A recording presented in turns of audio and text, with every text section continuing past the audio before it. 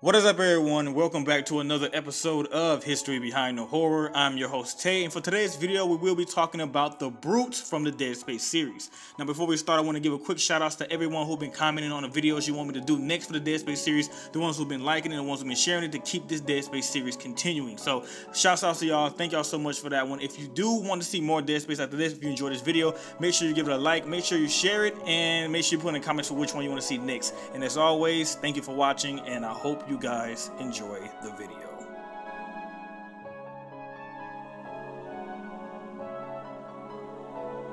The brute is almost entirely encased in an armored, spiked ectoskeleton made from bone and calcified skin.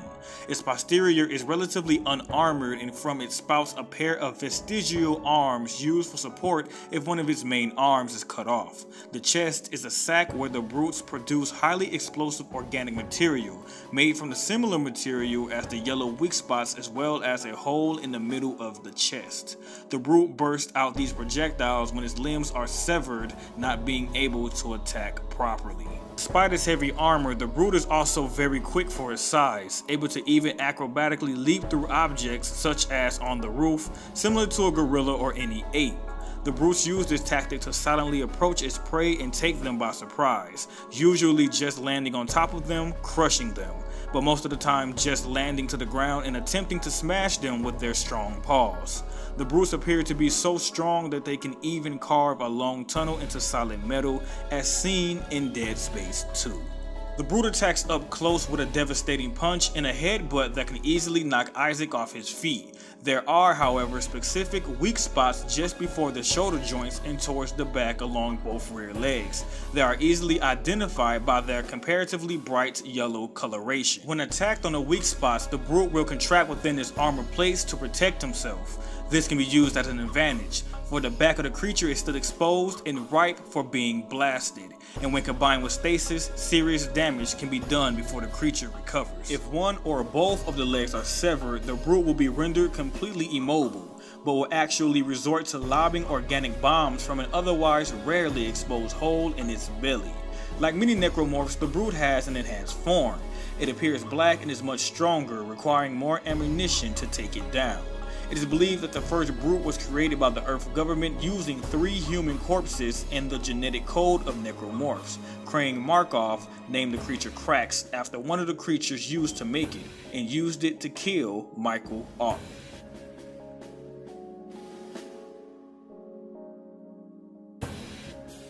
Normal variants of the brutes are the most common ones to be encountered in the Dead Space games. They also get a slight appearance change in Dead Space 2, with their textures changed to be a bit darker and parts like the head being more symmetrical, a trait of possible evolution within the necromorphs or just an outcome of different hosts. 3 normal brutes appear in Dead Space. One is confronted in the main atrium, the second one in the ship's systems, and the final one in the East Grove chamber. In Dead Space 2, 4 of them are encountered.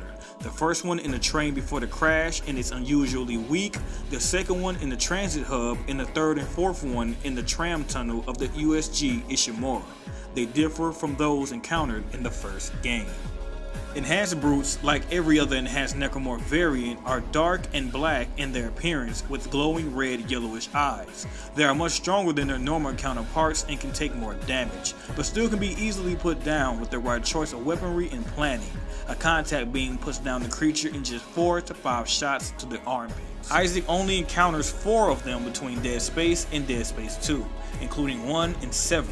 One in the US in Valor, the one that kills Hamad, on the Aegis colony attempting to prevent the marker from being returned, in the government sector of the Titan station, and finally in the hospital docking bay of the Spark. Is that it?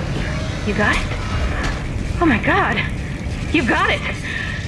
That's the piece we need. Get to the crew deck.